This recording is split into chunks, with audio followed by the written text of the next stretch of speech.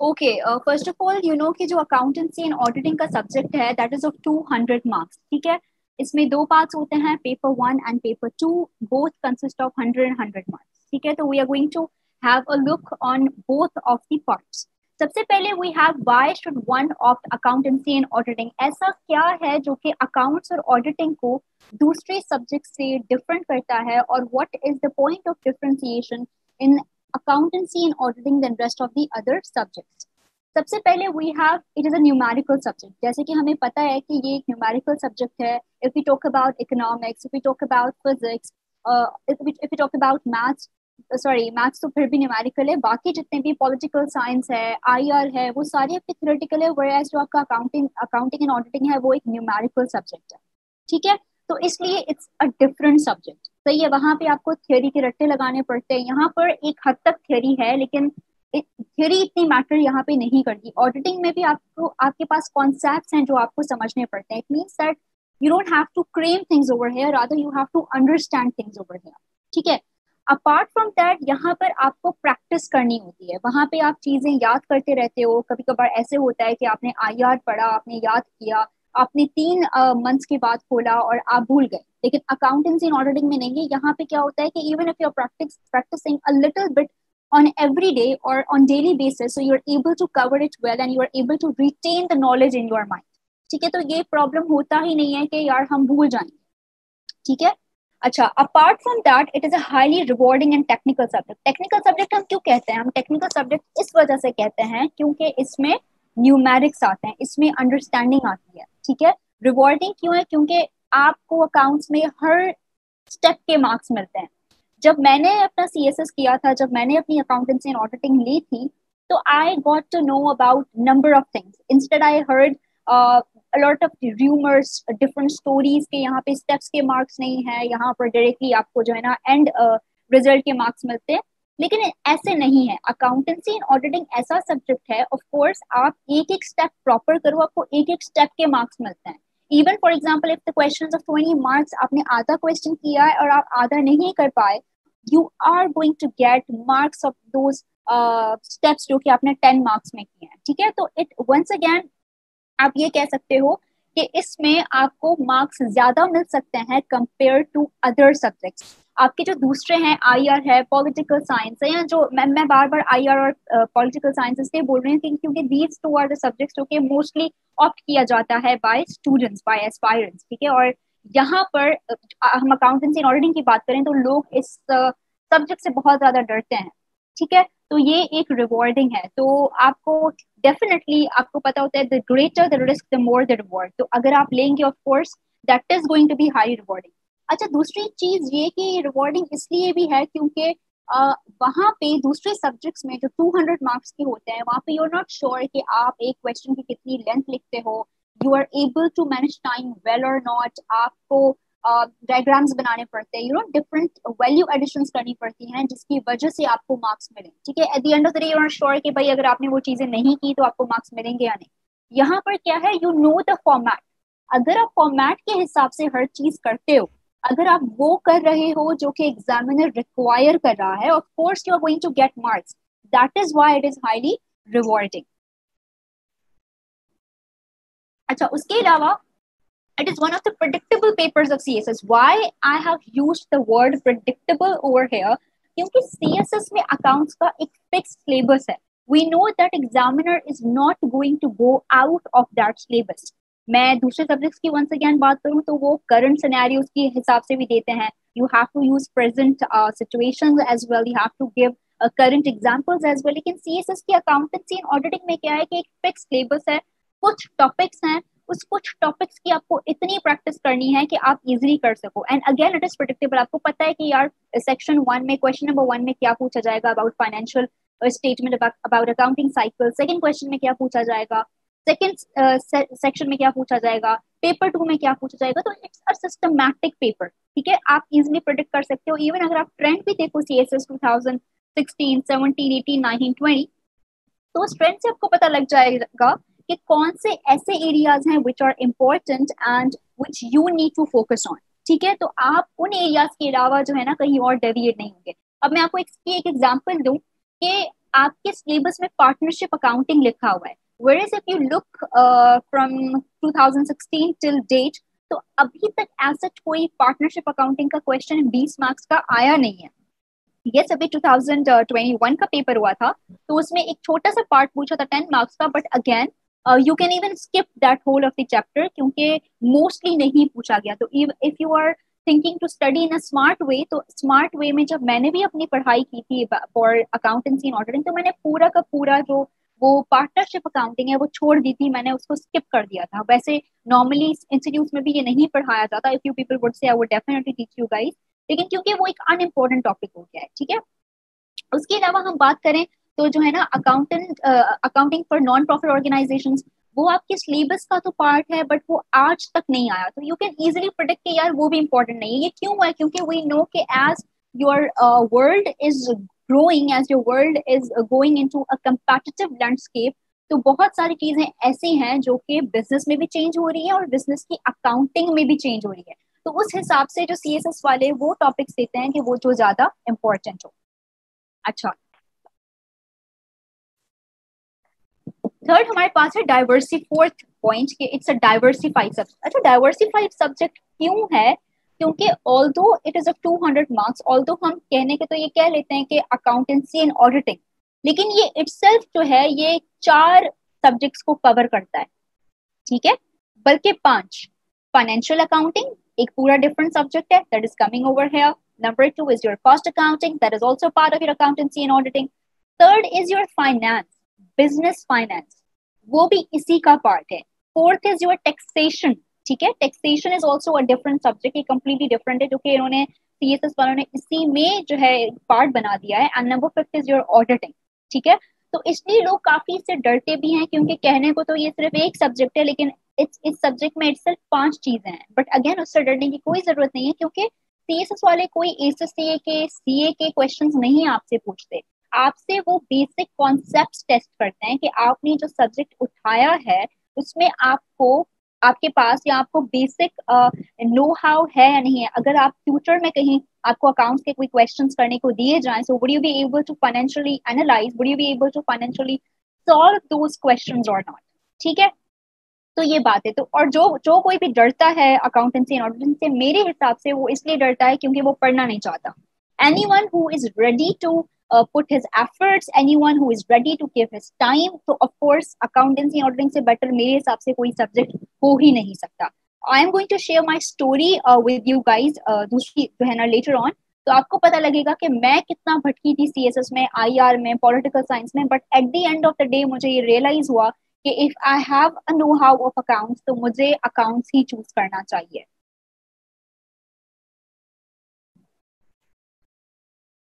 अच्छा, काफी स्टूडेंट्स को बहुत इशू होता है ये जो है वो रियलाइज करने में, या ये जानने के लिए कि हमें अकाउंट्स एंड ऑडिटिंग उठाना चाहिए या फिर नहीं उठाना चाहिए, ठीक है।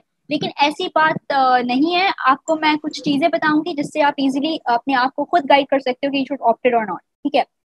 कौन ऐसे लोग हैं who should not opt in? First of all, those who are less incline towards numeric. There are lot of people जो कि थ्योरी में अच्छे होते हैं, there are lot of people जो कि न्यूमेरिक्स में अच्छे होते हैं। कंसीडर मी, मेरा ये सीन था कि मैं जो है वो न्यूमेरिकल्स में भी अच्छी थी, मैं थ्योरी में भी अच्छी थी, although I am more good at theory, लेकिन सीएसएस के जो बाकी 11 सब्जेक्ट्स हैं, क्योंकि वो सारे ही थ्योरी हैं, तो मुझे एक न्यूमेरिक अपने पास रखना था। लेकिन अगेन वो लोग जिनको न्यूमेरिक्स बिल्कुल समझ नहीं आते, जिनको बोरिंग लगती है, जिनको पढ़ने में अच्छा नहीं लगता, जिनको इंटरेस्ट जो डेवलप अपना नहीं कर पाते, वो जो है वो ये सब्जेक्ट नहीं उठा सकते। Number 2, people who have non accounting background. अच्छा, वो लोग जिनके पास नॉन अकाउंटिंग बैकग्राउंड, जो कि नॉन अकाउंटिंग बैकग्राउंड से आ रहे हैं, द डिफरेंसेस वो भी यहाँ पे पढ़ सकते हैं, कोई ऐसा मसला नहीं है, but they have to invest more time. और ऑफ कोर्स जो सीएसएस ब्रेनरी एकेडमी है वो आपको बिल्कुल बेसिक से तो पढ़ाएगी, लेकिन वो ऐसे भी बेसिक से नहीं पढ़ाएगी। लाइक मैं आपको इतना भी बेसिक से नहीं पढ़ाऊंगी कि मैं सिर्फ आपको जो है ना वो डबल एंट्री रिकॉर्ड करने में ही एक हफ्ता लगा दूं। नो, एक क्लास होगी बेसिक की ऑफ कोर्स, लेकिन इट इज वेरी इंपॉर्टेंट कि आपके पास अकाउंटिंग बैकग्राउंड होना चाहिए। एक और चीज मैं आपको बता दूं कि काफी दफा सीएसएस में ऐसा भी हुआ है कि आपसे वो इजी तो पूछ लेता है, लेकिन उसमें कोई ना कोई ट्रिक्स डाल देता है। कंसिडर दी जो है वो पेपर ऑफ 2021 के पेपर में ऐसे हुआ था कि बहुत सारे जो है ना वो ऐसे एंट्रीज थे, फॉर एग्जांपल परचेज डिस्काउंट्स या परचेज अलाउंसेस, सेल्स अलाउंसेस, ठीक है, वो बच्चों ने सब्ट्रैक्ट नहीं किए थे। अब जो नॉन अकाउंटिंग बैकग्राउंड से है वो सिंपली क्या करता है, फॉर्मेट याद करता है, काफी चीजें वो देखता है और फाइनली वो जाके करके आ जाता है। जो अकाउंटिंग बैकग्राउंड है, जिन्होंने अपना जो है वो इंटर का भी पूरा अपना जो है कंसंट्रेशन आईकॉम में दिया या व्हाट्सोएवर कॉमर्स में दिया, अपना ओ लेवल्स भी अकाउंट्स में किया, अपना ई लेवल्स भी अकाउंट्स में किया, उसको टेक्निकल नो हाउ बहुत ज्यादा होती है सब्जेक्ट की। जो सीएसएस में पढ़ाया जाता है रिलेटेड टू अकाउंट्स, वो बच्चा ज्यादा सीखता है उससे, उसको पहले से ही बहुत ज्यादा नॉलेज होती है। तो इन केस अगर एग्जाम में कुछ इधर उधर हो भी जाता है तो ही और she is able to manage, ठीक है। अब यहाँ पर बहुत सारे ऐसे एस्पायरेंट्स थे जो कि ऑल्दो 2021 का जो फर्स्ट क्वेश्चन था it was related to income statement was really very easy paper. कोई मुश्किल पेपर नहीं था, बहुत इजी पेपर था, बहुत इजी क्वेश्चन था, बट स्टिल पीपल और aspirants were not able to solve it well, क्योंकि वो काफी चीजें स्किप कर गए। क्यों स्किप कर गए? क्योंकि उनको लगा कि भाई ये फॉर्मेट का हिस्सा नहीं थे, वो फॉर्मेट जो कि उन्होंने बुक्स में या बुकिश लैंग्वेज में पढ़ी है। बट एक अकाउंटिंग का बच्चा जो कि ऑलरेडी बैकग्राउंड से, उसको ये पता चल गया कि नहीं भाई ये जो ऐसी चीजें जो हम फाइनेंशियल स्टेटमेंट से सब्ट्रैक्ट कर सकते हैं, तो वो सब्ट्रैक्ट करके आया।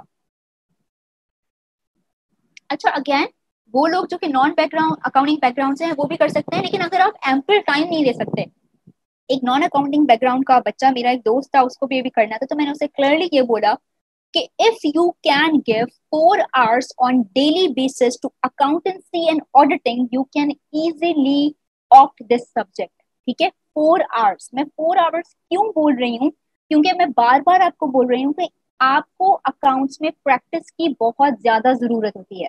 अगर आप प्रैक्टिस ही नहीं कर रहे, अगर आप टाइम ही नहीं दे रहे, तो of course you are going to fail it, ठीक है। तो फिर ये आपका रिवॉर्डिंग सब्जेक्ट होगा ही नहीं, फिर तो वो बिल्कुल उसी सब्जेक्ट की तरह हो जाएगा जो कि थ्योरी वाले सब्जेक्ट है, बस पास करना है, 100 से नीचे मार्क्स लाना है, ठीक है, तो यही हो जाता है। अच्छा, लास्ट पॉइंट यहाँ पे कि people who do not have risk taking ability, ठीक है। अच्छा, अकाउंटेंसी एंड ऑडिटिंग एक रिस्क वाला सब्जेक्ट है। क्यों रिस्क वाला सब्जेक्ट है? क्योंकि यहाँ पर आप रिस्क लेते हो in such a way that you have to solve all accounting questions with every perspective, ठीक है। आपको हर तरह की एंट्रीज करनी होती है। यहाँ पर बच्चों को हम स्पून फीडिंग नहीं करते, ठीक है। जो आपके पास पेपर्स हैं वो सॉल्व करवाते हैं, जो कि डिस्कशन है वो करवाते हैं till end of the day. आपका जब एग्जाम जब तक हो नहीं जाता, we are always here to help you out. लेकिन आपको जो हम असाइनमेंट्स देंगे उसके अलावा भी आपको क्वेश्चंस करने पड़ेंगे। few people would say of course I'm going to give you all of the questions, मैं आपको different books यूज करके different questions दूंगी और आप वो different questions solve भी करेंगे, ठीक है।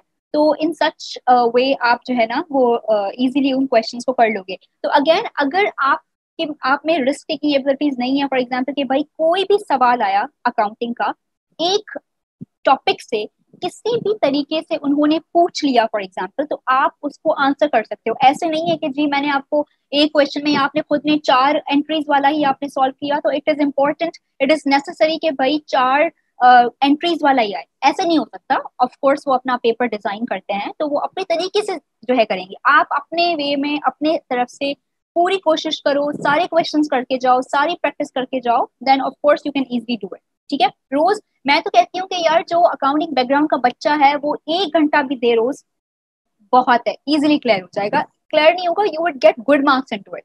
140 130 आप इजीली टच कर सकते हो। अच्छा, my own journey of opting accounting and auditing. अच्छा, जो मेरी अकाउंटिंग एंड ऑडिटिंग की जर्नी है वो बड़ी फनी है। फनी क्यों है? बिकॉज पहले मैंने क्या किया था कि पहले मैंने आईआर उठाया था, international relation, that is also of 200 marks. क्यों मैंने उठाया था?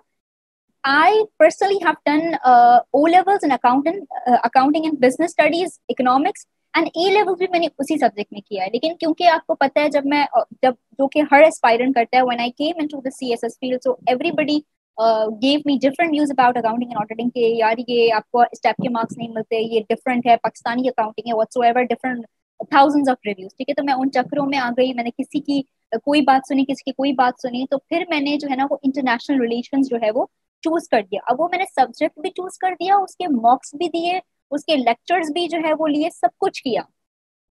एक दिन क्या हुआ कि मेरी खुद की फ्रेंड है, उसने अकाउंटिंग एंड ऑडिटिंग लिया हुआ था, तो फिर जब मैंने उसका पेपर देखा तो आई रियलाइज्ड कि विदाउट स्टडिंग एनीथिंग मुझे इसमें से मोर देन 80% पेपर आता है। 80% क्यों? क्योंकि ऑडिटिंग मैंने इतनी डेप्थ में नहीं पढ़ी हुई थी, तो मुझे वो पढ़नी थी, and some of the part of the business finance as well. Otherwise, rest of the parts I have studied in my O levels, A levels, and then in my university as well, because I have done BS Accountancy Management and Law from Institute of Business Management। तो उसमें काफी उन्होंने अच्छे तरीके से जो है ना वो अकाउंटिंग क्लियर हर पर्सपेक्टिव से करवा दी थी। चलो जी, जब मैंने देखा, फिर मैंने उसके बुक्स देखे, फिर मैंने अकाउंट्स को ऑप्ट किया। I left I R. Why I left I R? क्योंकि उसमें मेरे जो मैक्सिमम मार्क्स हैं वो आ रहे थे 15, 110, 99, मतलब ऐसे कोई मुझे एज सच दिख नहीं रहा था, वो मुझे कोई ग्रोथ नहीं दिख रही थी अपने आंसर्स में, अपने मार्क्स में। मैक्सिमम मैं कितना भी अच्छा पेपर लिखूं, मैं उसमें मैथ्स भी बना लूं आईआर में, तो मुझे जो है ना वो मैक्सिमम मुझे याद पड़ते हैं 108 मार्क्स या 110 मार्क्स मिल रहे थे। तो उस चीज को ओवरकम करने के लिए मैंने अकाउंटिंग एंड ऑडिटिंग उठाई। जब मैंने उठाई तो आई रियलाइज कि मैंने अपनी जिंदगी के और सीएसएस के 8 मंथ्स अपनी प्रिपरेशन के जाया कर लिए ऑन आईआर। क्योंकि वही 8 मंथ्स अगर मैं अकाउंटिंग एंड ऑडिटिंग में यूज करती तो शायद मेरी अकाउंटिंग एंड ऑडिटिंग और बेहतर मैं प्रैक्टिस कर लेती। But again because I had my background और मुझे पता था, I knew about all of the concepts already, फिर it was really very easy for me to cover even in 3 to 4 months। अच्छा, अकाउंटिंग एंड ऑडिटिंग में मैं जो मेरी जो स्ट्रेटेजी होती थी वो ये होती थी कि मैं रोज अपने 1.5 आवर यानी कि जो अपने 90 मिनट है वो अकाउंटिंग एंड ऑडिटिंग को जरूर देती थी। नॉर्मली मेरी स्ट्रेटेजी क्या थी सीएसएस में कि मैं एक दिन अपने ऑप्शनल सब्जेक्ट्स पढ़ती थी और एक दिन मैं अपने कंपल्सरी करती थी, चाहे मुझे 15 घंटे लगे चाहे मुझे 1 घंटा लगे। 1 घंटा तो ऑफकोर्स इट्स लाइक लॉजिकल, लेकिन जो है कितने भी आवर्स लगे मैं अपना टारगेट इस तरीके से करती थी। उस ऑप्शनल सॉरी उस कंपल्सरी के दिन पे भी मैं अकाउंटिंग ऑडिटिंग जरूर करती थी, क्योंकि मुझे पता था कि अकाउंटिंग एंड ऑडिटिंग के 5 जो है हेड्स हैं, financial accounting, cost account etcetera. तो मैं कोशिश करती थी कि एक दिन मैं एटलीस्ट 2 हेड्स में से कोई 2 या 3 सवाल जरूर करूँ। 90 मिनट्स में अपने अकाउंटिंग एंड ऑडिटिंग को रोजाना देती थी। But again if you people just give 1 hour daily from now तो आप इजिली कवर कर सकते हो, क्योंकि मेरे पास तो 3 से 4 महीने थे and I had much more to do. अच्छा, प्लस मैंने अपने ऑडिटिंग के पार्ट को भी बहुत ज्यादा फोकस किया, क्योंकि मैंने ये चीज नोट की है कि जहां पर आपको दूसरे थियोरेटिकल सब्जेक्ट्स में कम मार्क्स मिलते हैं, वहां पे आप ऑडिटिंग में अगर कॉन्सेप्ट्स लिख कर आओ, जार्गन यूज करो, टेक्निकल जार्गन जो कि ऑडिटिंग के रिलेटेड है, तो आपको वो 16 से 17 मार्क्स आउट ऑफ 20 दे देता है, कभी कभार फुल भी दे देता है। क्योंकि जो क्वेश्चन की रिक्वायरमेंट है अगर आप वो कंप्लीट कर रहे हो तो ये एक ऐसा टेक्निकल सब्जेक्ट है कि उसके अलावा आप एग्जैजरेट नहीं कर सकते। You can not write anything in accounting and auditing from your own side. The reason is के यू नो के इंटरनेशनल फाइनेंशियल रिपोर्टिंग स्टैंडर्ड्स हैं, तो उसके अलावा आप कुछ भी नहीं लिख सकते। You can not go out of it. अच्छा, आई डोंट नो किसका जो है वो माइक खुला हुआ है, तो it will be really great अगर आप उसको जो है ना वो अनम्यूट कर दें प्लीज। whosoever is there, और जिसने भी अपना जो है वो खोला हुआ है mic, kindly unmute, sorry muted. अच्छा, एनीवेज, अच्छा उसके अलावा है you have the paper structure. Paper structure में as I told you there are 2 papers, paper 1 and paper 2। आपका जो पेपर 1 होता है उसमें आपके फाइनेंशियल अकाउंटिंग और कॉस्ट अकाउंटिंग के सेक्शंस होते हैं, ठीक है। फाइनेंशियल अकाउंटिंग सबसे पहले आपके जो 2 क्वेश्चंस होते हैं वो फाइनेंशियल अकाउंट्स के होते हैं। 2 भी नहीं, राधर 3 होते हैं, कभी कभार वो 4 भी दे देते हैं, लेकिन 4 आज तक दिए नहीं है 2016 के बाद। 2016 से पहले जो है ना वो मोस्टली 3 to 4 आपके ऐसे क्वेश्चंस होते थे जो कि आपके जो है वो फाइनेंशियल अकाउंटिंग के होते थे। एनीवेज, तो फाइनेंशियल अकाउंटिंग के आपको 2 क्वेश्चंस करने होते हैं आउट ऑफ 3, ठीक है। हर सेक्शन, पेपर 1 में आपको हर सेक्शन में से 2 क्वेश्चंस करने होते हैं आउट ऑफ 4 क्वेश्चंस, ठीक है। तो जो क्वेश्चंस होते हैं वो होते हैं, फर्स्ट क्वेश्चन मोस्टली जो आपका होता है, you either have to record entries और you have to make you know financial statements, income statement, balance sheet, या फिर आपको कैश फ्लो स्टेटमेंट बनानी पड़ती है, ठीक है, या डेप्रिसिएशन ऑफ फिक्स्ड एसेट्स। इसके अलावा इधर उधर नहीं होता। ये कुछ ऐसे टॉपिक्स हैं जो कि इम्पोर्टेंट हैं इन योर फाइनेंशियल अकाउंटिंग। इससे ज्यादा वो एज सच कोई टेस्ट नहीं करते कॉन्सेप्ट। उसके अलावा भी हम देखेंगे अगर सिलेबस में कुछ और है जो कि मुझे लगा बहुत ज्यादा इंपॉर्टेंट है, and we'll always analyze and predict from our financial statements, so definitely we're going to do from there as well. अच्छा, उसके अलावा we have cost accounting. Cost accounting के भी आपको 3 क्वेश्चंस भी दे देता है, 4 क्वेश्चंस भी दे देता है, आउट ऑफ विच आपको 2 जो है वो अटेम्प्ट करने पड़ते हैं। आप 2020 का पेपर उठा के देखो तो उसमें उसने 4 दिए थे, उसमें से आपको 2 करने थे। तो ये एग्जामिनर के मूड पे डिपेंड करता है कि उन्होंने आपको 3 क्वेश्चंस दिए हैं, 4 क्वेश्चंस दिए हैं, but well you have to do minimum 2 questions. अच्छा, इसमें जो है ना, जो मोस्ट इम्पोर्टेंट टॉपिक्स हैं वो सारे वो टॉपिक्स हैं जो कि मैंने खुद लिखे हैं। फॉर एग्जाम्पल आपका जो कॉस्ट ऑफ गुड्स मैन्युफैक्चर्ड वाला पूरा एक टॉपिक है, उसको हम मैन्युफैक्चरिंग अकाउंट्स कहते हैं। मार्जिनल कॉस्टिंग है, एब्जॉर्प्शन कॉस्टिंग है, जॉब कॉस्टिंग है, वेरिएंस एनालिसिस है, ब्रेक इवन एनालिसिस है, बजटिंग है, ये सारी चीजें हैं। प्रोसेस कॉस्टिंग इज सबसे ज्यादा इंपॉर्टेंट। पहले क्या होता था कि प्रोसेस कॉस्टिंग बहुत ज्यादा सिंपल पूछी जाती थी, लेकिन अब ऐसा नहीं है। अब वो आपसे प्रोसेस कॉस्टिंग सिंपल नहीं पूछता, आपसे फीफो से भी पूछता है, एफओ से भी पूछता है। ये दोनों डिफरेंट मेथड्स हैं of process accounting which are being tested since 2017। ठीक है, 2017 से पहले वो आपको क्लियरली सिर्फ एक ही जो है वो जनरल दे देता था, लेकिन अब वो ऐसा जर्नल नहीं क्वेश्चन देता, आपको ट्रिकी क्वेश्चन देता है। ठीक है, अभी 2021 के पेपर में ब्रेक इवन एनालिसिस का पूरा 20 मार्क्स का क्वेश्चन आया था। That was really very easy, 10 minute का भी क्वेश्चन नहीं था और उन्होंने 20 मार्क्स का दे दिया था।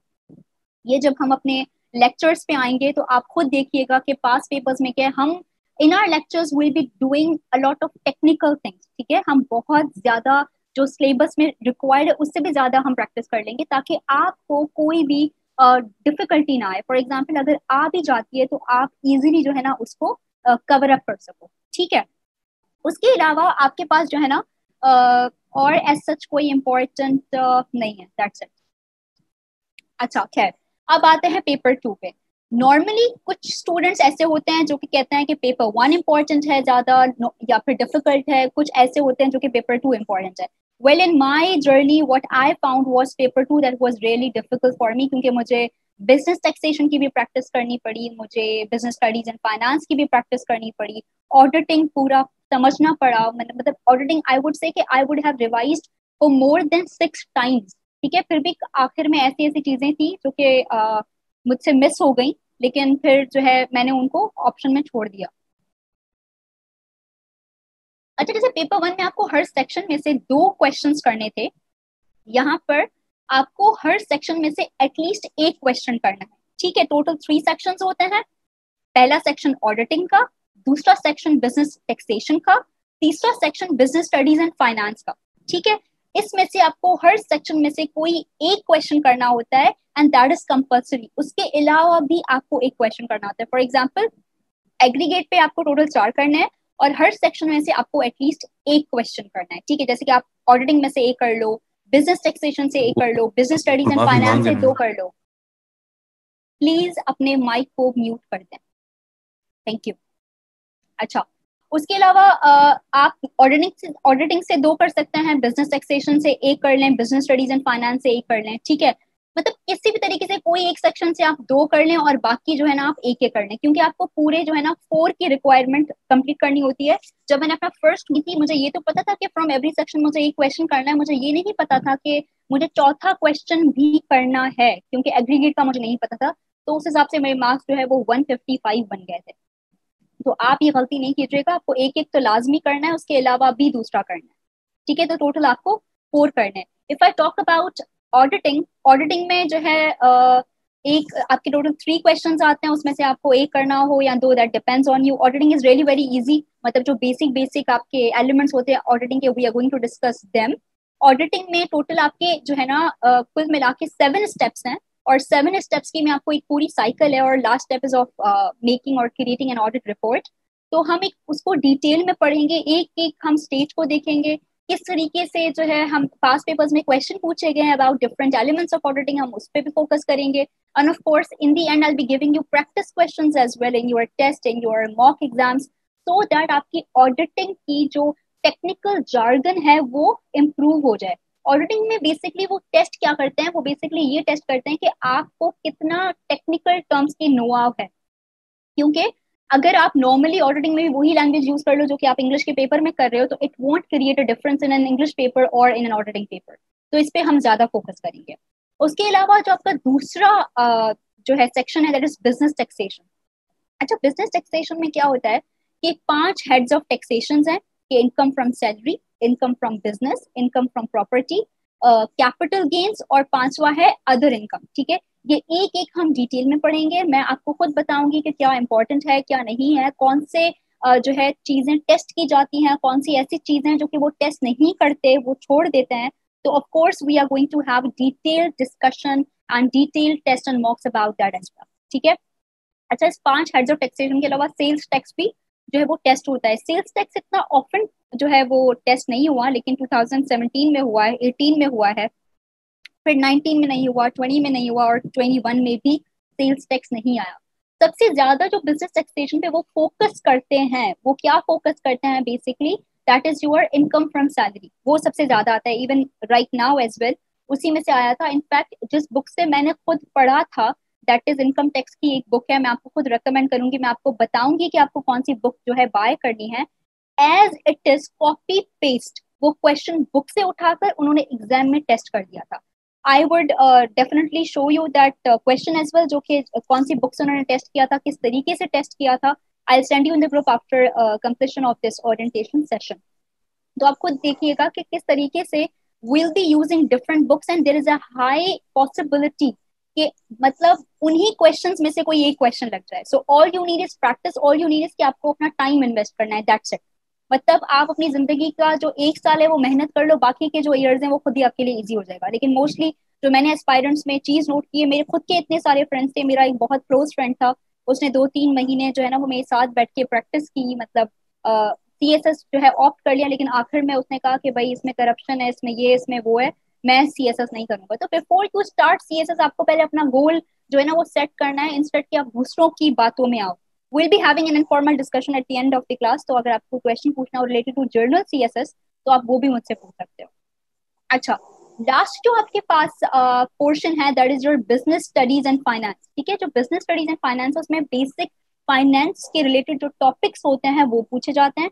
फाइनेंस मोस्टली क्या होता है कि दो पार्ट्स होते हैं एक ही क्वेश्चन के, part A and part B. Part A mostly या पार्ट बी, कोई भी उसमें से जो एक पार्ट होता है वो थ्योरी बेस्ड होता है, जो दूसरा पार्ट होता है वो न्यूमेरिकल होता है। ठीक है, मतलब इस तरीके से ये पूरा प्रोसेस चलता है। तो जो है वो आपको इसमें अपनी थ्योरी भी अच्छी करनी पड़ती है, और आपको इसमें आपके जो न्यूमेरिकल्स हैं वो भी अच्छे अच्छे करने होते हैं। अच्छा, इसमें बिजनेस स्टडीज एंड फाइनेंस में जो आपके एक या दो टॉपिक्स हैं वो of course I ask my friend को वो आपको पढ़ा ले, उसकी finance is really very nice. और द वे वो जो है ना अपनी लाइक ट्रिक्स बताता है कि किस तरीके से फाइनेंस के टॉपिक्स को कवर करना है, किस तरीके से फाइनेंस के क्वेश्चंस को करना है, दैट्स रियली वेरी इजी।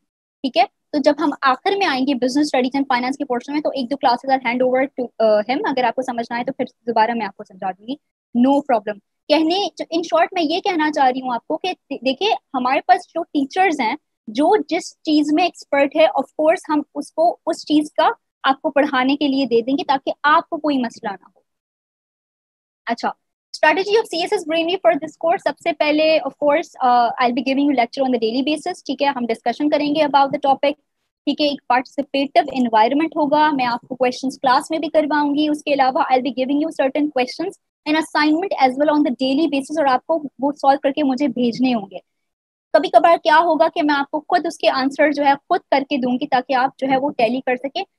और हर क्लास के जो फर्स्ट 10 मिनट्स होंगे वो हम डिस्कस करेंगे जो मैंने आपको असाइनमेंट में क्वेश्चन दिए हैं। फॉर एग्जाम्पल, आप अगर आपको कोई भी क्वेरी है तो आप वो ड्रॉप कर लीजिएगा मेरे पर्सनल नंबर पे और इन द ग्रुप। तो ऑफ कोर्स मैं उसको देख देख के लिस्ट पूरी बनाऊंगी कि कौन कौन सी क्वेरीज हैं, and we are going to discuss in the class.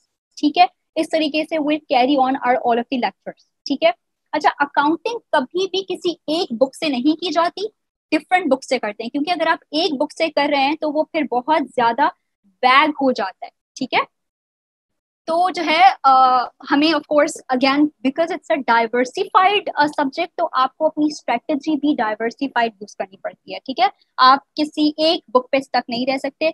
Cost accounting के लिए एक डिफरेंट बुक होगा, फाइनेंशियल अकाउंटिंग के लिए डिफरेंट होगा, and yes for financial accounting there is a possibility कि मैं 3 से 4 बुक्स यूज करूँ। ठीक है, तो उसमें से क्या क्या एक्सरसाइजेस इंपॉर्टेंट हैं, क्या एक्सरसाइजेस इंपॉर्टेंट नहीं है, कौन सी आपको करनी है, वो सारी मैं आपको भेजूंगी, क्योंकि मैंने आपको पहले बताया कि आपको अकाउंटिंग हर लिहाज से, हर पर्सपेक्टिव से करनी है, ताकि एग्जाम में कुछ भी आता है so you're ready to face anything and you're ready to solve anything।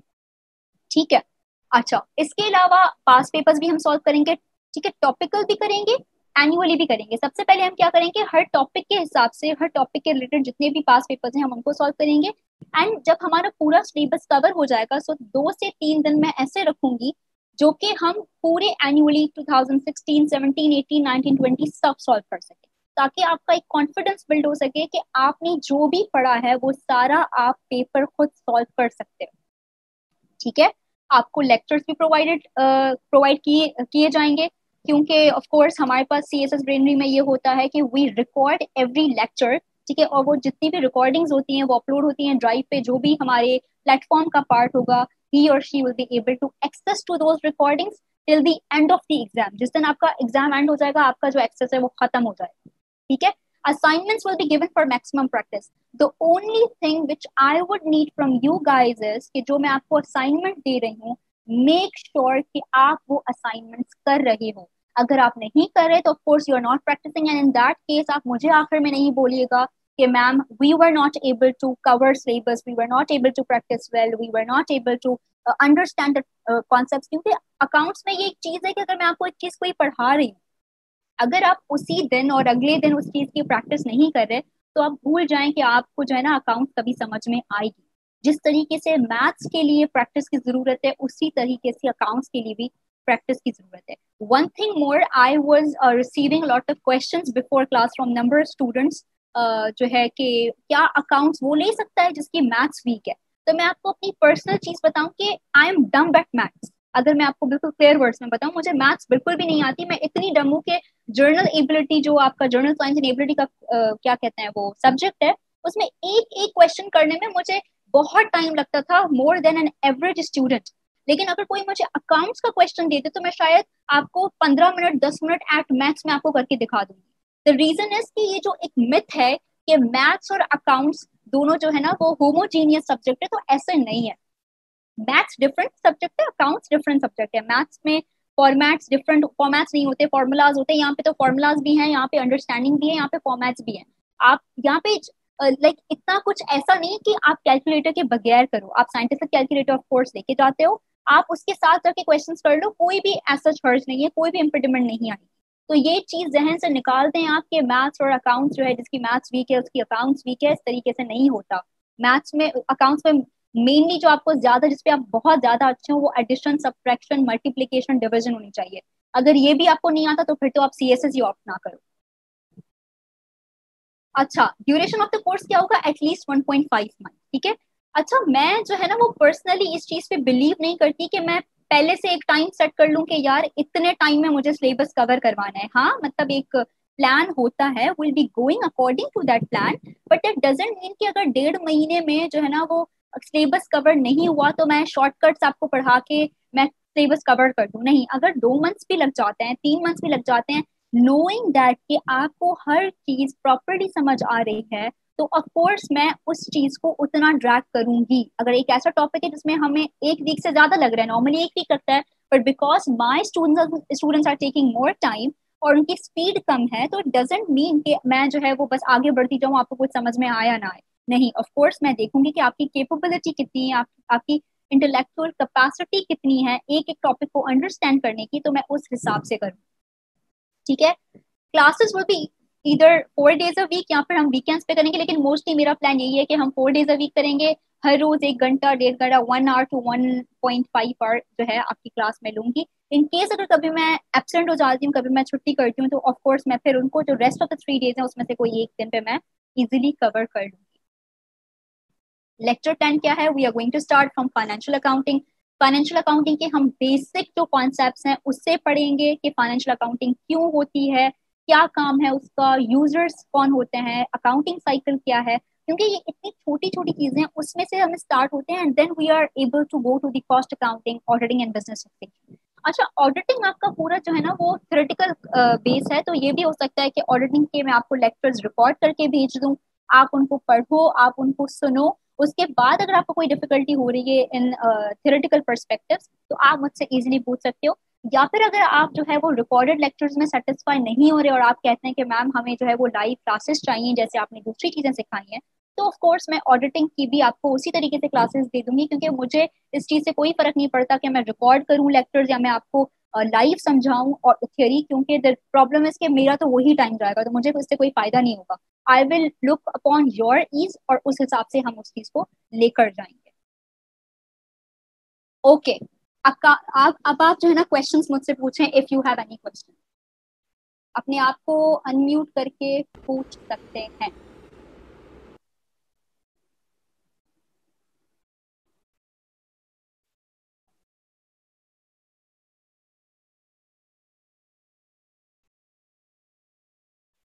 अच्छा, यहाँ पे कुछ क्वेश्चंस आए हुए हैं, I would love to answer them. Mohammad Khalil, I am student of BBA so I have learn many books of accounting, that's great Mohammad Khalil, it means कि आप easily कर सकते हो। ठीक है।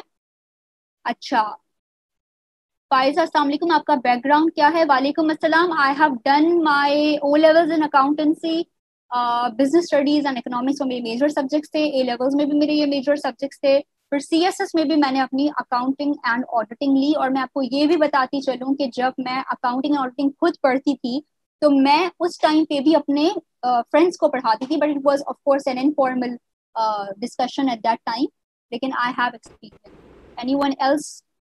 मैम टाइमिंग क्या होगी? Faiza, I would let you know सून।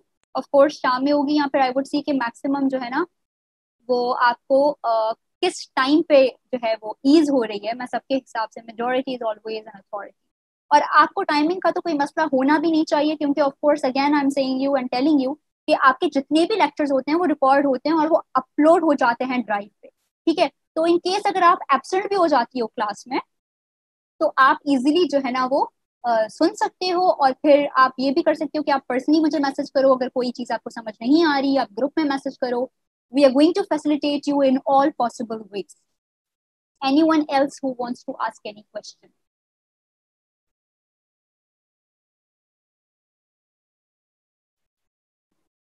कोई भी क्वेश्चन पूछना चाहे तो वो पूछ सकता है। I am giving you time, आप पूछ सकते हैं।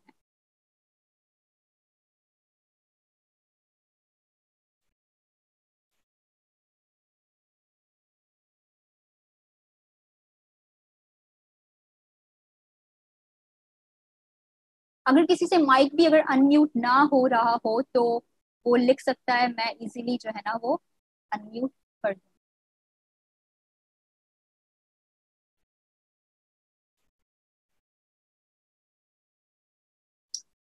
Well I don't think so कि किसी को भी कोई क्वेश्चन या कोई भी क्वेरी है related to accounting and auditing, but again I am saying कि अगर किसी को कोई क्वेरी, कोई क्वेश्चन, कुछ भी पूछना हो तो ही और she is free to contact me on the group, और मैं आपको डेफिनेटली उस चीज का उसी वक्त ग्रुप में रिप्लाई कर दूंगी। मैम बुक्स का कब तक आप बताएंगी? बेटा फाइजा, ऑफ कोर्स आपको मैं बुक्स का तभी बताऊंगी जब हम सिलेबस स्टार्ट करेंगे, क्योंकि as I already told you कि डिफरेंट बुक्स होती हैं। अगर मैं आपको बोलूँ कि चलो जी आप जो है ना फ्रैंकफर्ट की बुक बाय कर लें, अब ऐसे थोड़ी कि मैं आपको सिर्फ फ्रैंकफर्ट की बुक से पढ़ाऊंगी, डिफरेंट बुक से पढ़ाऊंगी, डिफरेंट बुक्स को हम अप्रोच करेंगे। लेकिन यस, बेसिक बुक्स में आपको बता दूंगी कल के सेशन में कि आपको मोस्टली क्या फॉलो करनी होगी। कॉस्ट अकाउंटिंग की बता दूंगी, income state sorry income tax की बता दूंगी, डिफरेंट मैं आपको कल बता दूंगी। कल हम जो है ना फर्स्ट अपनी प्रॉपर क्लास स्टार्ट करेंगे अकाउंटिंग एंड ऑडिटिंग की, जिसमें आपको मैं जो बेसिक कॉन्सेप्ट्स हैं, थ्योरेटिकल कॉन्सेप्ट्स हैं of financial accounting, I am going to teach you all of this.